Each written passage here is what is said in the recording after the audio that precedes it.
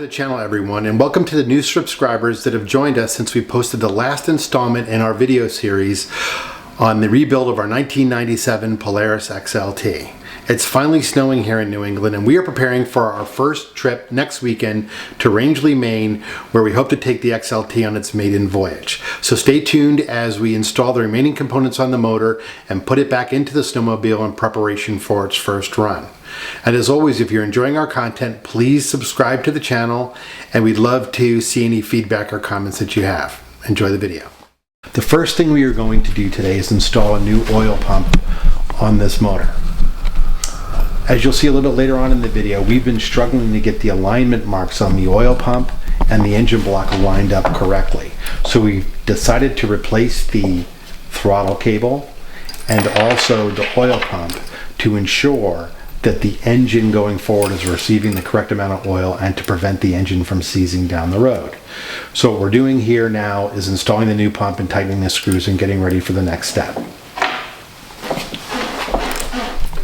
Now that we've got the oil pump installed, we're going to go ahead and put the oil lines on the nipples. You can see them sticking up through into the cylinders there.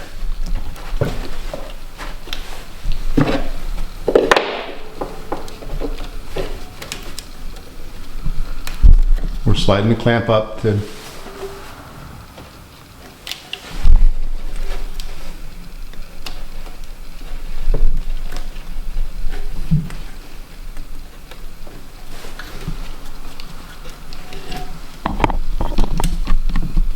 All right, the next step, we're going to put the exhaust manifold, and this will be the last thing we do before we put the engine in the case.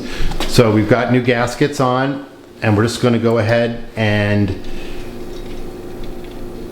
add the bolts in a crosshatch pattern.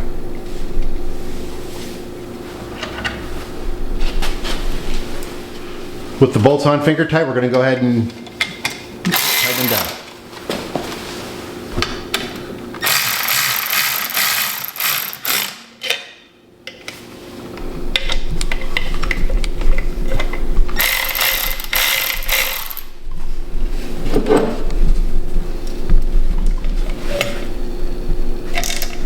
Since this is a father-son operation, we don't like to torque down our bolts with electric tools. We have to do it by hand so we can feel them.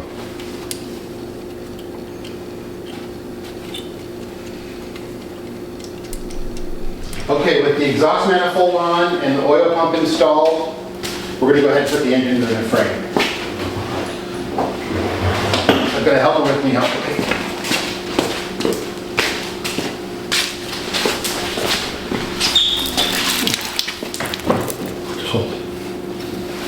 I don't think you got it. 1, 2,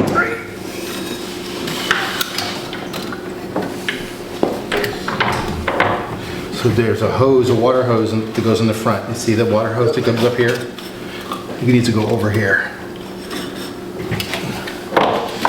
Out of the way. Oh, you got bolts in the rear? On my bolt in the rear. Okay. These bolts. Okay, it needs to lift up and get the speed on the cable out of the way.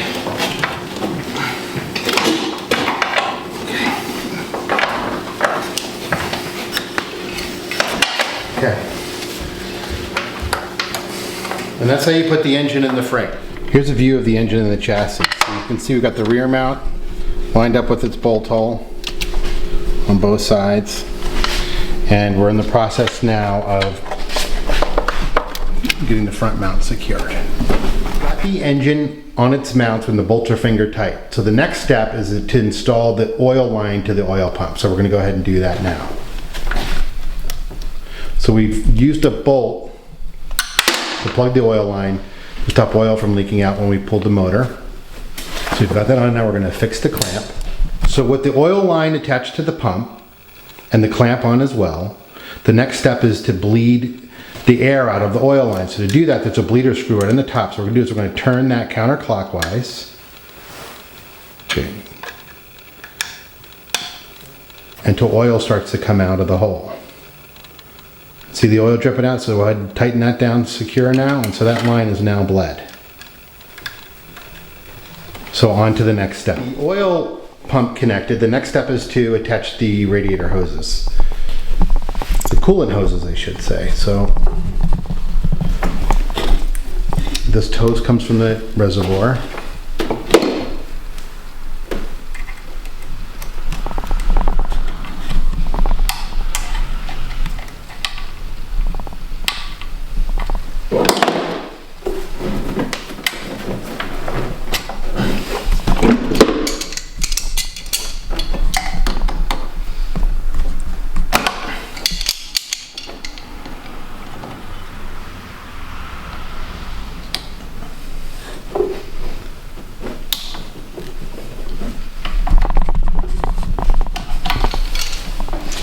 With that affixed, we're going to move into the top of the motor.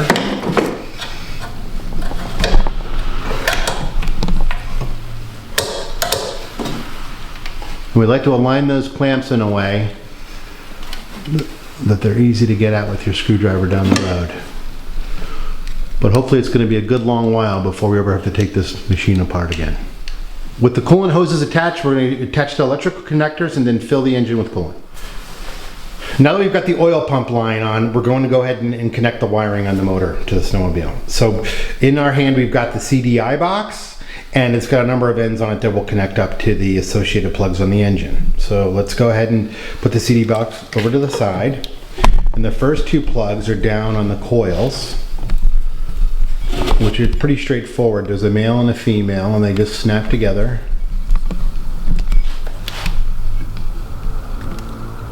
And once we get those, we're going to go over to the other side of the motor and connect the other. The other side of the engine wire connector is done. We're going to move now onto this side. So we're on the right side of the snowmobile as if you were sitting on the seat. So there's just 3 connectors that come off of the CDI box that match up with the engine. So there's number 1. Number 2.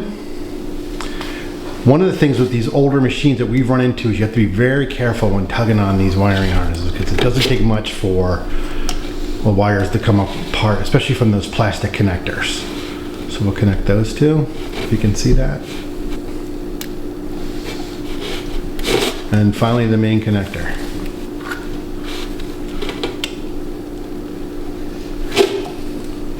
Just be very careful with the wires hanging on that harness. So now that's connected. On to the next step. As we continue on with the assembly of our XLT, we've run into an issue that I'm hoping that some of you out there might be able to help us with. So we're focusing on now on the oil pump.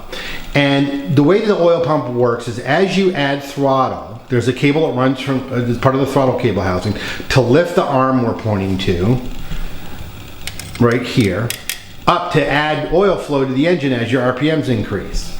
So when you assemble these motors or service your oil pump, one of the things you're supposed to do is make sure that you line up the alignment mark. So there's a dimple on the arm, which we're pointing to here, and that's supposed to line up with a mark on the side of the oil pump right here. And one of the things that we keep running into is we are about 1/8 to maybe almost 1/4 of an inch off. And we've got a new oil pump, we've got a new throttle cable, and I've tried a number of things to try to get this lined up. On top of this cable, or on top of the oil pump housing, there's an adjuster right here at the top of the oil pump that we have let all the way out, but we need like another 1/4 of an inch to get those marks to line up tightly. So if any of you out there know and can shed any light on how to get that aligned properly or why ours is not aligning, we would love your feedback. Next step in the process is what the manual tells you to do is install the carburetors, install the air box, get everything all situated, and then tighten the motor mounts. But we find that we can't get to the rear motor mounts when all the accessories are back on the engine. So we're going to do that step now. So what I have here is a Polaris clutch alignment tool. And what I'm going to do is I'm going to place this over the primary sheave and then over the secondary sheave, and I can see that there's more of a gap in the front than there is in the rear. So what that means is when we tighten the mounts, we're going to need to shift the engine this way slightly to make sure that gap's uniform along the way, and then that way we know our clutches are in line. Well, that concludes part 6 in our series in the rebuild of our 1997 Polaris XLT.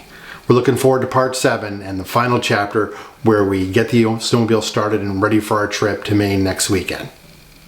Thank you for watching.